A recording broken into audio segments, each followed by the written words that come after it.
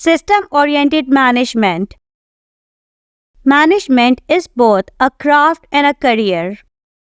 The theoretical foundations of this field include system science and complexity science, which investigate the behavior of social systems.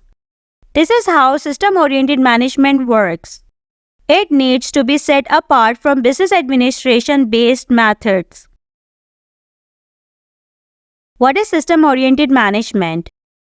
System-oriented management is concerned with the design, development, and direction of social systems, which include all forms of organizations in which humans interact. Handling complexity is a key concern.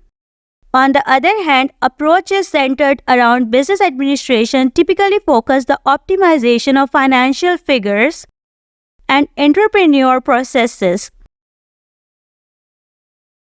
Difference between management and business administration. The difference between management and business administration was initially made by Hans Ulrich in the 1960s. He is regarded as a creator of the Gallon management model, which is based on system science and cybernetics, and is now available in different versions. Complexity in system-oriented management. In system-oriented management, complexity refers to the intricate and interconnected nature of various elements within a system. It encompasses the multitude of relationships, dependencies, and interactions among components that make up the system. Complexity is a fundamental characteristic of systems and their environments, and it poses challenges for effective management. Complexity scientists examine all phenomena that arise from the interactions among components. Let's see the characteristics of complexity. The conduct of a system or a model. The system consists of diverse components with distinct roles. Components adhere to local rules encompassing actions, interactions, problem-solving, and the categorization of things. Components to interact in a variety of ways without a reasonable higher instructions defining the range of possible interactions. Components are interdependent and respond or act accordingly. Components therefore combine to create a higher order of emergence that is larger than the sum of its parts. Basic drivers for organizations and entrepreneurs. Number 1. Survivor and value addition.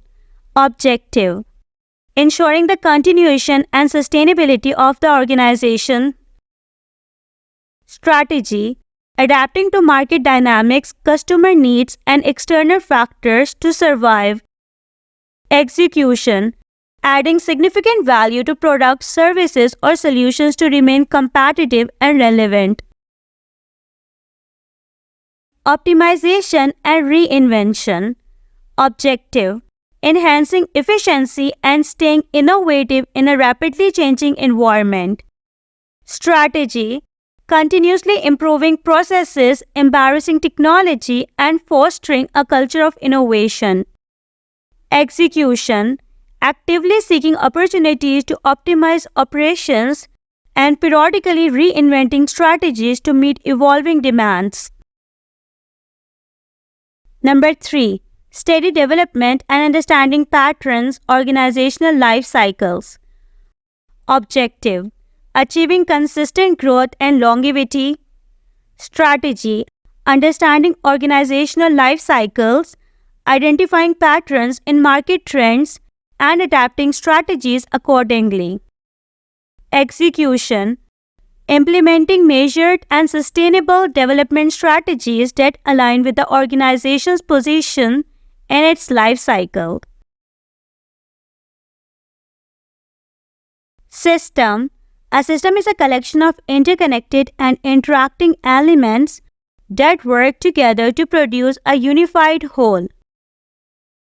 Elements that constantly affect one another, directly or indirectly, in order to keep the system functioning and achieving its goal. Closed systems in theory.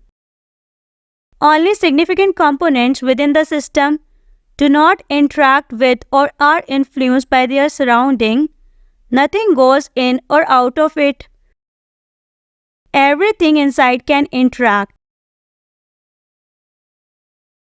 Open systems. Open systems, which are prevalent in real life, involve frequent cross-boundary exchanges of information, materials, and energy with their larger external environment or system.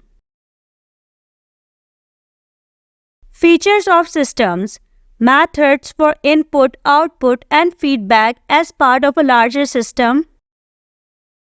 Maintain an internal stable state in the face of changing external surroundings. Show properties that differ from the whole. Some systems stop functioning when an element is removed or changed. Systems thinking. Systems thinking integrates a network of relationships within and between systems, going beyond the traditional reductionist method of focusing on a system's component parts. Thank you for watching this video.